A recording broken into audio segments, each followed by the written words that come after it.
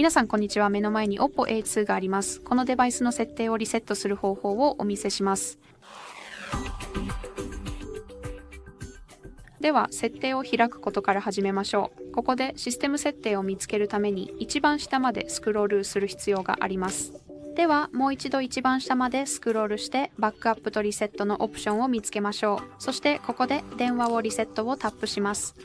次に全ての設定をリセットをタップします。パターンなど全てを確認してから全ての設定をリセットをタップします。もう一度全ての設定をリセットをタップしてあとはただ待ちます。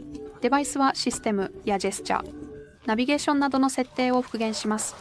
はい、それで全てです。ご視聴いただきありがとうございます。この動画が役に立ったらチャンネル登録ボタンを押していいねを残してください。